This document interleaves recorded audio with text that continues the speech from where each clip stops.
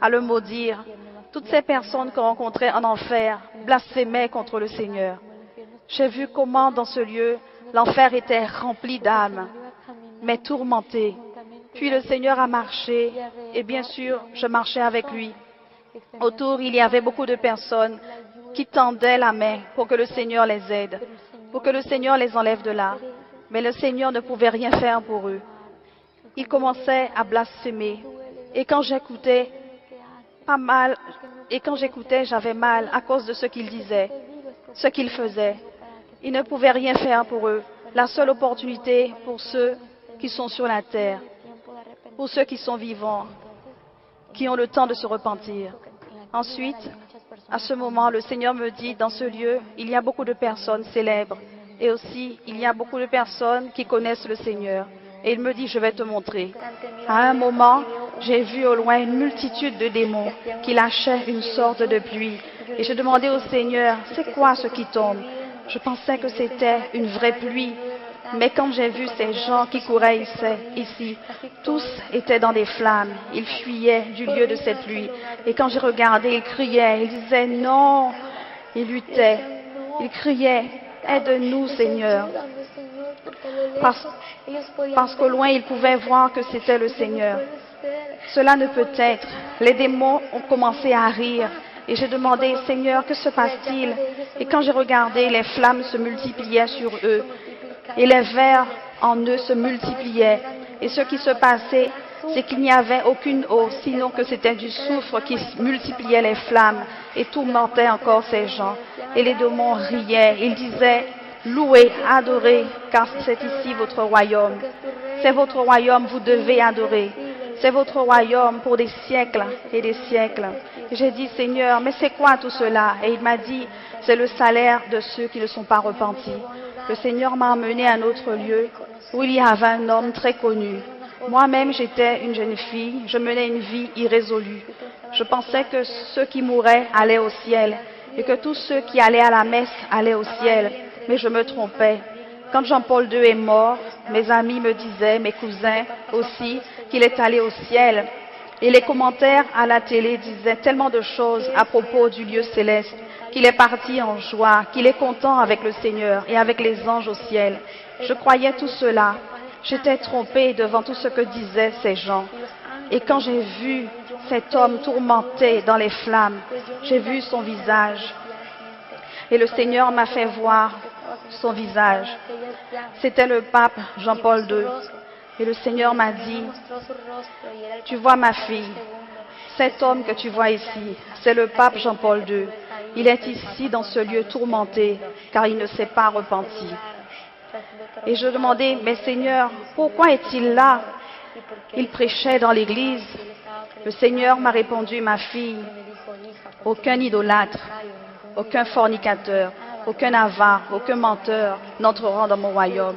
Et je lui ai dit, Seigneur, je sais que c'est la vérité, mais je veux savoir pourquoi il est là. Il prêchait à une multitude de personnes. Et le Seigneur m'a répondu, il disait beaucoup de choses, mais jamais la vérité comme elle est.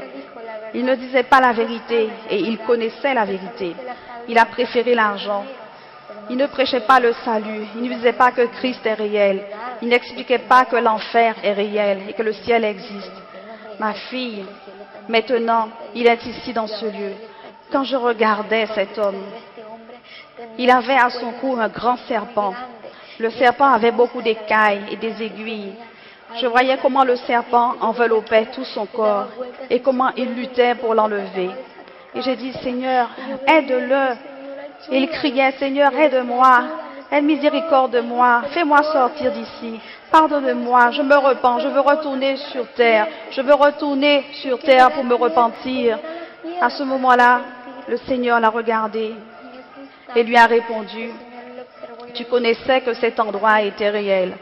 Ensuite, le Seigneur lui a dit, c'est trop tard, il n'y a plus d'opportunité pour toi. À cet instant-là, le Seigneur me dit, regarde ma fille, je vais te montrer la vie de cet homme. Il a commencé à me montrer un grand écran et je pouvais observer comment cet homme faisait beaucoup de messes à une multitude de personnes. Je voyais comment elles étaient conduites dans l'idolâtrie. Le Seigneur me dit, regarde ma fille, il y a beaucoup d'idolâtres dans ce lieu. L'idolâtrie ne sauve pas. Ma fille, le seul qui sauve, c'est moi. Et en dehors de moi, personne ne peut sauver. Mais j'aime les pécheurs. Mais je hais le péché. Il me dit, va dire à l'humanité que je les aime et de se tourner vers moi. Quand le Seigneur m'a dit ces choses, j'ai commencé à voir comment il utilisait une quantité de monnaie et de billets qui lui étaient précieux. Et cette quantité d'argent, il la gardait. Il avait beaucoup d'argent et j'ai vu comment il était assis sur un trône. Le Seigneur m'a montré ce que je pouvais voir et c'est la vérité. Il ne se marie pas. Mais je vous dis quelque chose que je n'ai pas inventé. Le Seigneur m'a montré que ces gens-là vivent avec les sœurs une vie de fornication, avec les femmes qu'ils rencontrent là. Il m'a montré comment ces personnes vivaient la fornication. Et la parole dit, aucun fornicateur n'héritera le royaume de Dieu. Le Seigneur m'a amené à un autre lieu.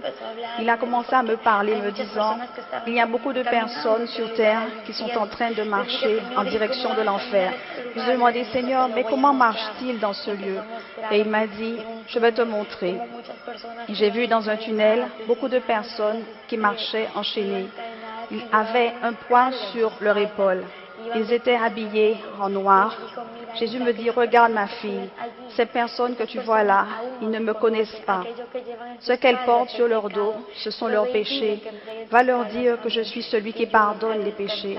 Va leur dire de se tourner vers moi, de venir, car je les attends avec mes bras grands ouverts et que je suis celui qui pardonne. Jésus me montrait, et quand je regardais, des millions de personnes marchaient dans ce tunnel. Et j'ai dit, Seigneur, cette personne qui vient là, mais Seigneur, c'est mon cousin.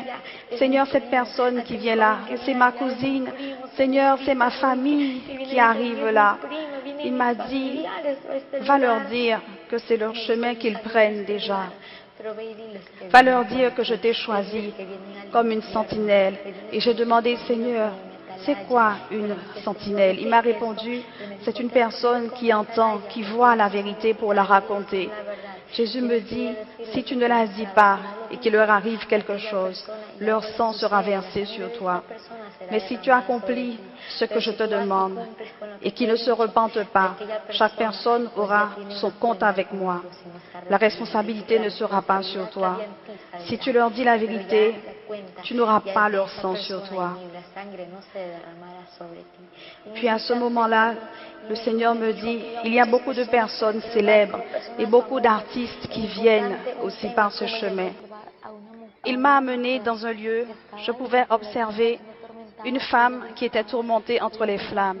Et elle criait et demandait au Seigneur miséricorde. Et le Seigneur me dit, ma fille, cette femme que tu vois dans les flammes, c'est Selena. Le Seigneur me dit, voilà Selena. Et nous nous sommes approchés d'elle. Elle lui a dit, Seigneur, aie miséricorde de moi. Pardonne-moi, Seigneur. Enlève-moi de là. Je me repentirai en cet instant même. Et le Seigneur l'a regardée et lui a dit, c'est trop tard, vraiment trop tard. Tu ne peux plus te repentir. Elle me connaissait. Elle m'a vue et elle m'a dit, s'il te plaît, je te demande d'aller dire à l'humanité, s'il te plaît, dis-leur, ne te tais pas, dis-leur de ne pas venir dans ce lieu, de ne pas écouter mes chants et de ne pas chanter mes chansons. Je lui ai demandé, pourquoi dis-tu cela? Pourquoi veux-tu que je leur dise cela? Elle dit, à chaque fois qu'ils chantent et écoutent mes chants, les démons me tourmentent encore plus. Et à chaque personne qui écoute et qui chante les chansons que je chantais quand j'étais en vie, ils prennent ce même chemin. S'il te plaît, dis-leur de ne pas venir. Va leur dire que l'enfer est réel. Les démons lui envoyaient des flèches à distance sur son corps qui lui causaient de grandes douleurs. Elle hurlait, « Aide-moi, Seigneur! Aie miséricorde de moi, Seigneur! » Elle pleurait et le Seigneur lui a répondu, « C'est trop tard. » Plus loin, je regardais dans ce lieu, il y avait des chanteurs et beaucoup d'artistes déjà morts. Ce qu'ils faisaient, c'est de chanter et chanter. Ils ne s'arrêtaient pas de chanter. Le Seigneur m'a dit, ma fille, ces personnes qui sont dans ce lieu Ce qu'elles faisaient sur la terre, c'est ce qu'elles continueront à faire ici dans ce lieu, si elles ne se repentent pas. Vous voyez, Michael Jackson était un homme populaire, mais un sataniste. Beaucoup de personnes ne le voient pas comme cela, mais c'est la vérité. Il a fait beaucoup de pactes avec Satan pour obtenir sa popularité et des fans.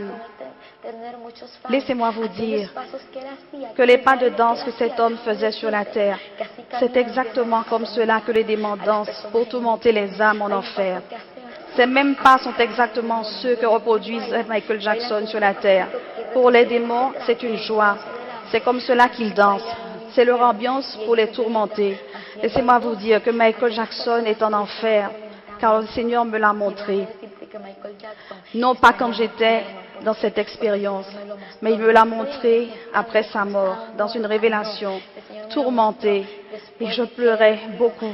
Ce n'est pas facile de voir une personne tourmentée en enfer.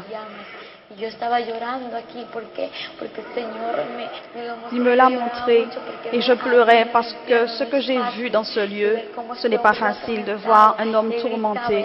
Écoutez bien, les personnes qui écoutent les stations de Michael Jackson, qui chantent ses chansons et qui sont fans de Michael Jackson, laissez-moi vous dire que Satan prépare un chemin direct pour l'enfer. Mais maintenant, renoncez à cela au nom de Jésus. Le Seigneur veut te libérer. Il ne veut pas que tu te perdes, mais il veut te donner la vie en abondance. Et Satan, à travers de tout cela, veut te pousser vers l'enfer. Ce que j'ai vu dans ce lieu, ce n'est pas facile de voir un homme tourmenté. Écoutez bien, les personnes qui écoutent les stations de Michael Jackson, qui chantent ses chansons et qui sont fans de Michael Jackson, laissez-moi vous dire que Satan prépare un chemin direct pour l'enfer. Mais maintenant, renoncez à cela au nom de Jésus. Le Seigneur veut te libérer. Il ne veut pas que tu te perdes, mais il veut te donner la vie en abondance. Et Satan, à travers de tout cela, veut te pousser vers l'enfer. Ensuite, le Seigneur m'a montré, il me dit, ma fille, il y a des personnes qui me connaissent et qui viennent dans ce chemin.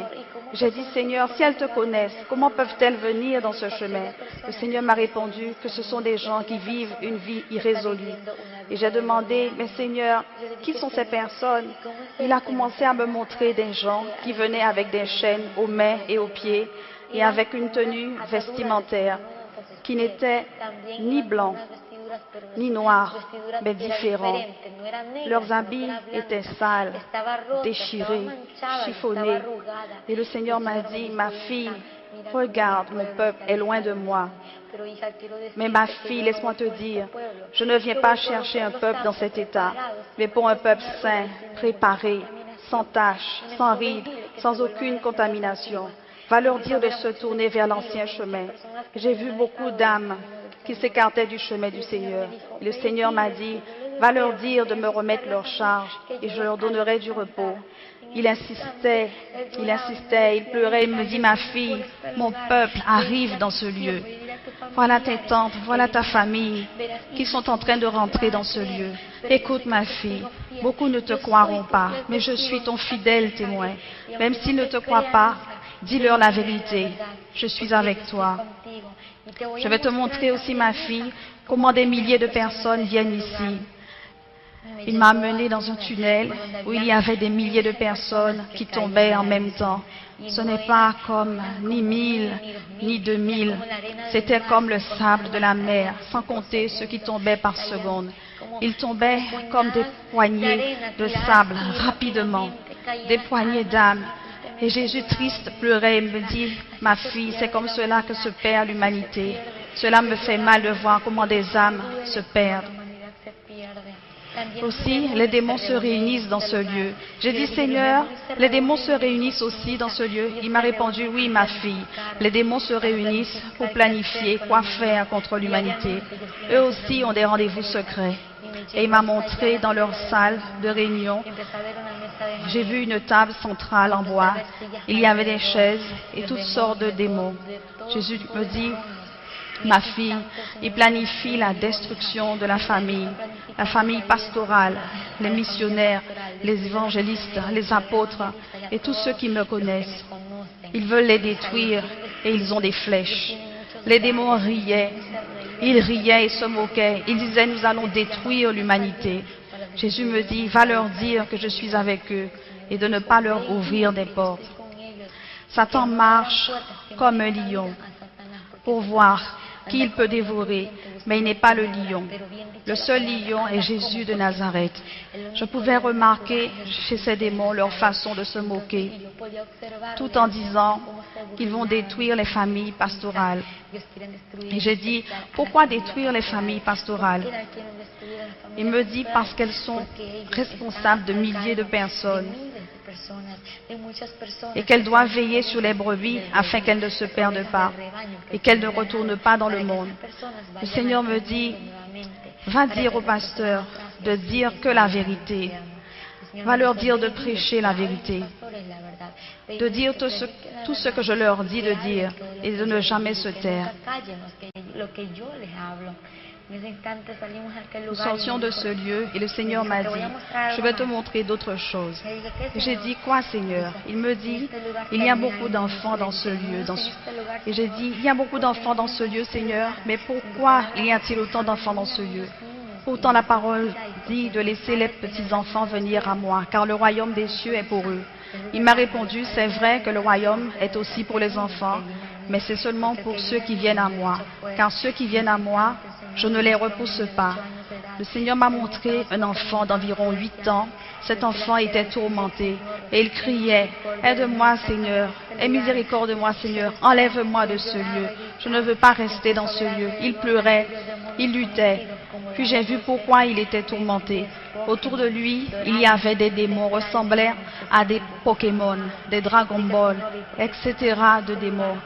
Et j'ai demandé, Seigneur, pourquoi est-il dans ce lieu? Il m'a montré à l'écran pourquoi l'enfant était là, tourmenté.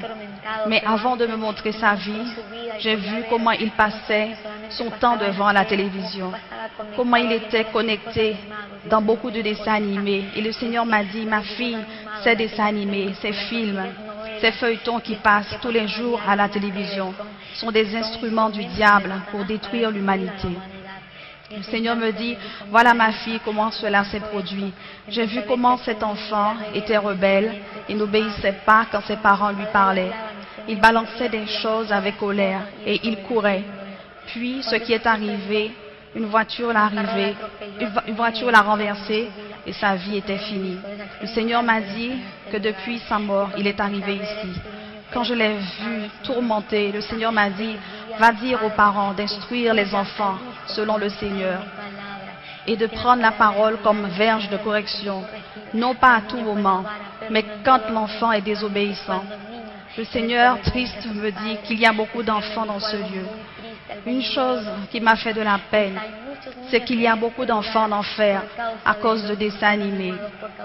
J'ai demandé, Seigneur, pourquoi à cause de dessins animés? Il m'a dit que ce sont les démons qui apportent la désobéissance, de l'amertume et de la haine dans le cœur des enfants.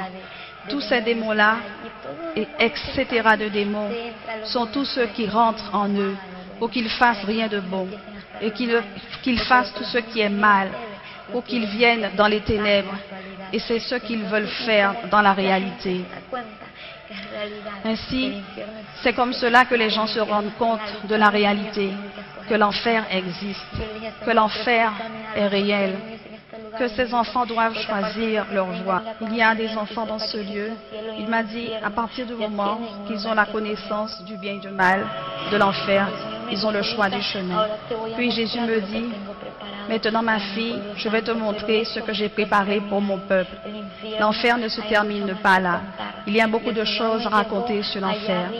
Puis Jésus m'a fait sortir par un tunnel et en un instant nous étions sortis et nous sommes arrivés à un endroit où il y avait une clarté.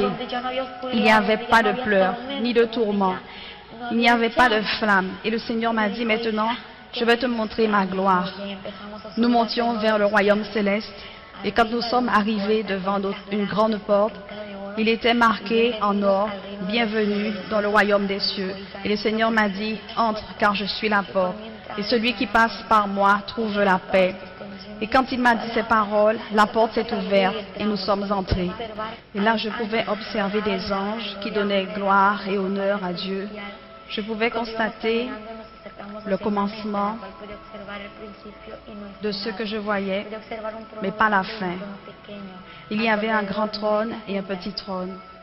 Et j'ai vu qu'il y avait aussi beaucoup de chaises sur lesquelles il y avait posé une bande et une couronne. Le Seigneur m'a dit, ce sont les couronnes de la vie.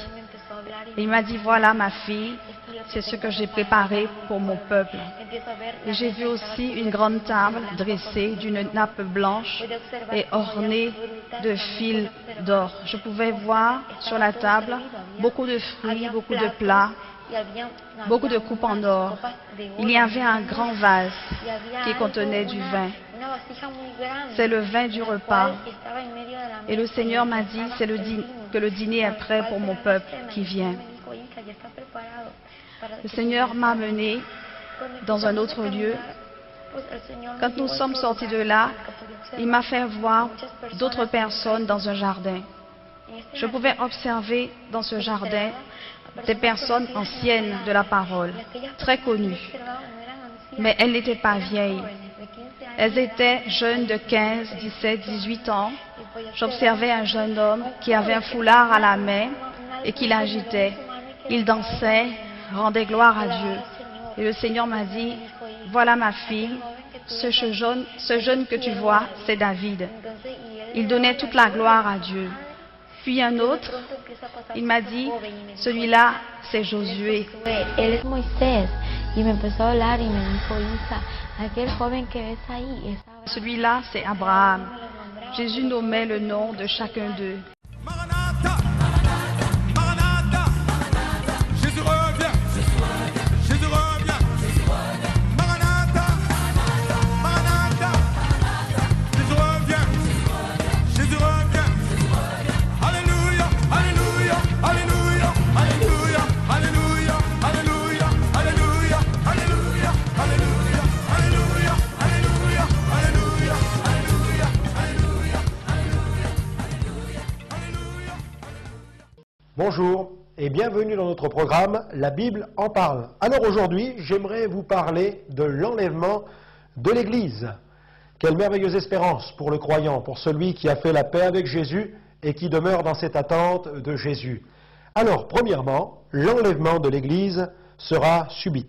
La première étape du retour de Jésus sera subite. Il s'agit d'un départ avec les saints dans les airs. C'est ce que nous appelons l'enlèvement de l'Église. Si vous avez la Bible, regardez dans la première épître de Paul aux Thessaloniciens, chapitre 4, versets 16 à 17. Voilà ce que déclare l'apôtre. Car le Seigneur lui-même a un signal donné, à la voix d'un archange et au son de la trompette de Dieu, descendra du ciel, et les morts en Christ ressusciteront premièrement. Ensuite, nous les vivants, qui serons restés, nous serons tous ensemble, enlevés avec eux sur des nuées à la rencontre du Seigneur dans les airs, et ainsi, nous serons toujours avec le Seigneur. Cet enlèvement peut se produire à tout moment.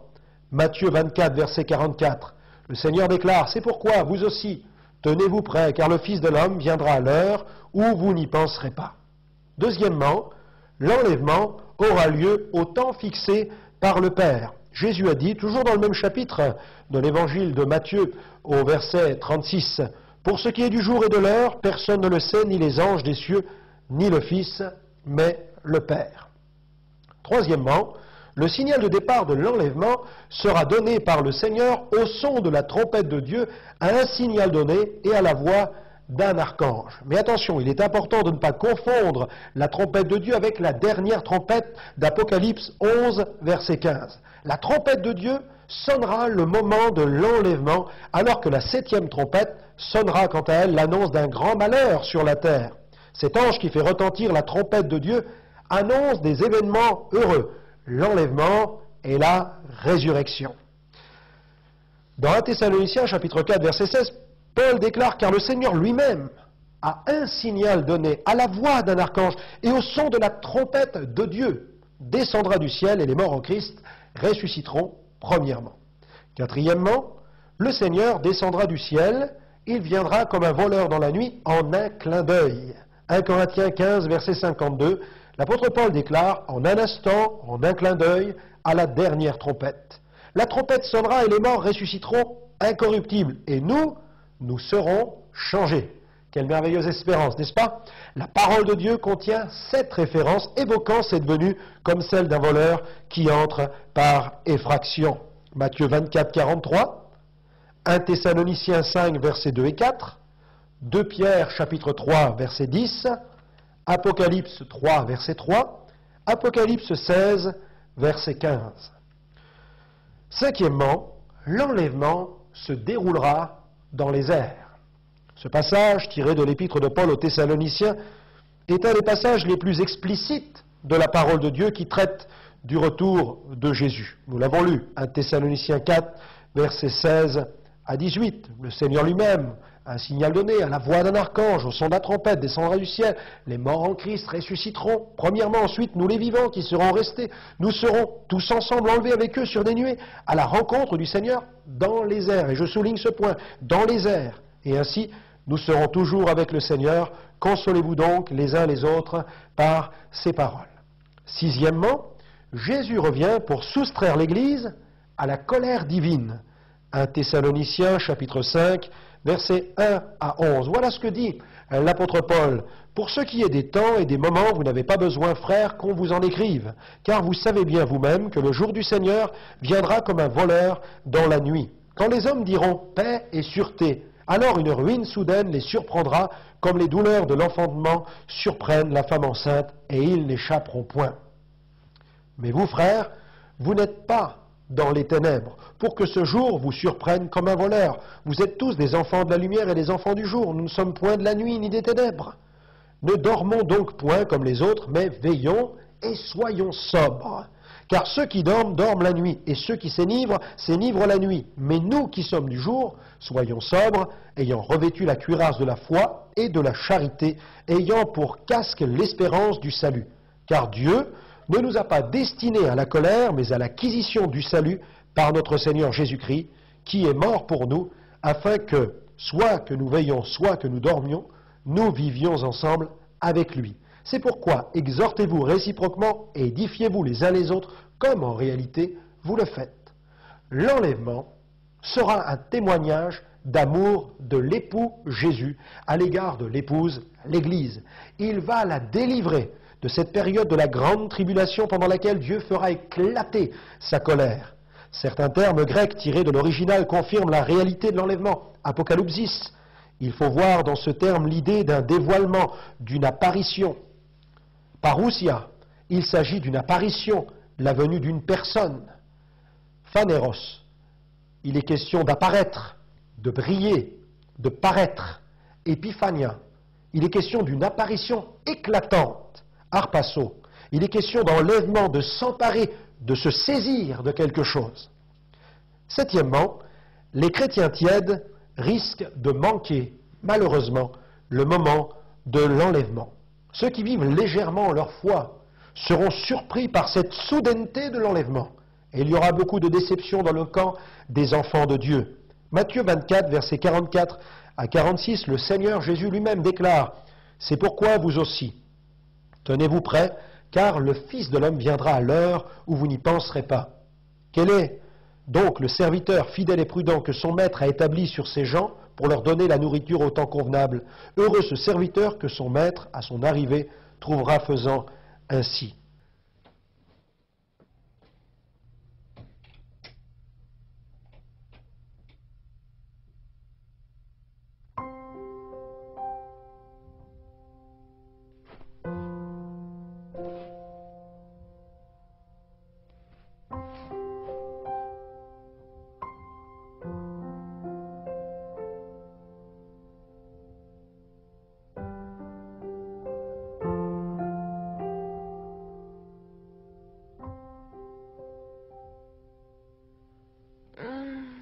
J'ai commencé à me faire du souci. Quelle heure est-il? Pas loin de 6h30. Oh, je dois me lever. Je dois emmener les enfants à l'école. Attends un peu. Les enfants peuvent bien attendre quelques minutes de plus. Viens ici. De toute façon, on passe pas assez de temps ensemble.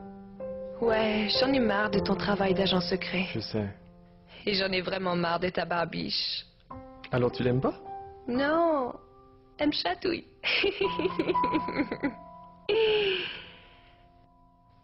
Tu sais, Troy t'a beaucoup réclamé hier soir. Il voulait que tu lises dans le livre des histoires de la Bible que tu lui as donné. Tu aurais pu le faire?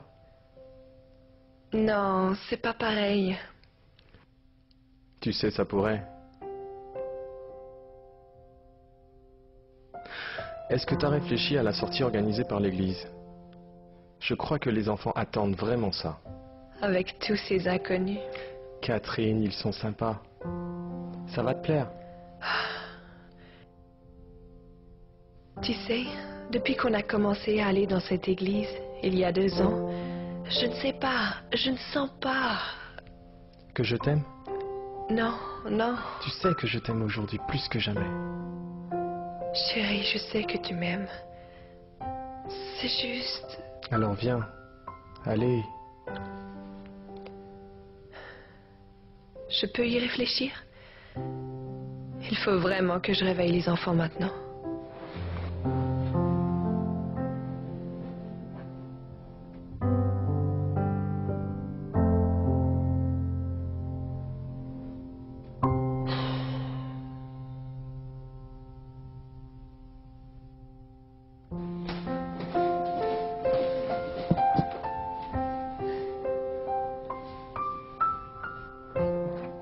Papa, lis quelque chose. Jonas et le grand poisson? Jonas et le grand poisson? D'accord. On va voir ce qu'on peut faire.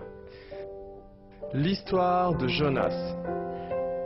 As-tu brossé tes dents, ma puce? Non. Lis assez fort, papa. D'accord, petite. Ça va, fiston?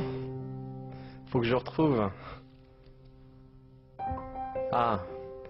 Une fois, il y avait un prophète de Dieu qui s'appelait Jonas. Et Dieu lui avait dit d'aller dans une grande ville. Mais Jonas ne voulait pas y aller. Seigneur, ne m'envoie pas dans cette ville.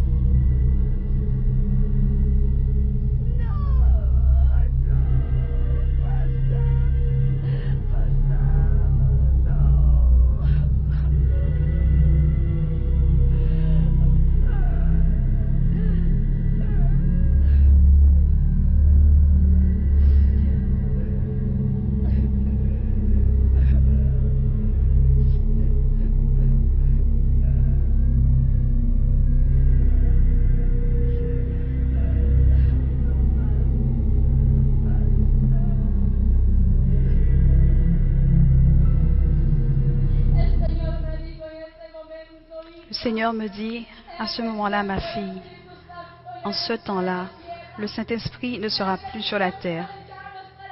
En ce temps-là, il ne sera plus sur la terre. J'ai commencé à avoir un trafic énorme. J'ai commencé à avoir des accidents. Toutes les personnes qui étaient appelées avant, il me dit, ils chercheront la mort, mais la mort ne sera plus. La mort ne sera plus dans ce temps-là. Et précisément, j'ai commencé à voir que là, il y avait des personnes amères. J'ai commencé à voir comment circulaient des revues qui disaient « Des millions de personnes ont disparu ». Beaucoup de ceux qui savaient que Christ venait pour un peuple saint et aussi ceux qui avaient connaissance de sa parole pleuraient dans les rues. Il y en avait tant, mais ils ne pouvaient rien faire. Et le Seigneur ferma l'écran et il me dit « Je viens là chercher un peuple saint. Je viens bientôt chercher mon Église. Veille sur ce que tu fais pour accomplir ce que je t'ai demandé. Dis à mon peuple que je reviens d'ici peu. Dis à mon peuple que je reviens déjà. » Le Seigneur me dit, dis à mon peuple que je reviens déjà. et que je viens pour un peuple saint. Dis à mon peuple que c'est seulement les saints. C'est seulement les saints qui me verront. Le temps est proche. Le Seigneur a permis de signaler et révéler à l'humanité ce qui arrivera. Aujourd'hui, c'est le temps du salut. Et que tu invites ta vie à ton unique sauveur, Jésus. Prends ce temps de choisir ta destinée. La vie ou la mort. Le ciel ou l'enfer. Jésus ou le diable. C'est très clair. D'appartenir à Dieu ou d'appartenir au diable. De faire le bien ou de faire le mal. Ton choix sera ta destinée. Vie éternelle ou étang de feu. Réfléchis. Fais le choix. Décide maintenant. Jésus-Christ est mort sur la croix pour chacun d'entre nous, pour nos péchés, et nous a donné l'opportunité d'être sauvés par sa miséricorde. Accepte Jésus comme ton unique sauveur. Tous l'ont écouté et l'ont vu. Que ce moment, vous le viviez comme un appel. Ne vous condamnez pas pour l'enfer éternel. Voilà, donc vous l'avez entendu dire que à travers toutes ces choses, les hommes sont en train d'aller en enfer. Donc notamment à travers la musique, les hommes sont en train d'aller en enfer. Et donc frères et sœurs, ici nous allons rapidement ouvrir une parenthèse de manière à vous montrer la manière dont les hommes sont en train d'aller en enfer à travers la musique. Autrement dit, nous allons vous montrer comment est-ce que Satan est en train de marquer les hommes, c'est-à-dire la marque de la bête dont parle le livre d'Apocalypse. Et donc c'est de ça que nous allons développer maintenant. Donc suivons plutôt ceci. Dieu dit encore dans sa parole, oui toi jeune fille, réjouis-toi dans ta jeunesse, sache qu'un jour, il y a un jugement qui t'attend. Parce que la jeunesse me présente, c'est quoi mon bien-aimé? C'est la passion, les plaisirs qui ne sont que jumeaux de l'amour.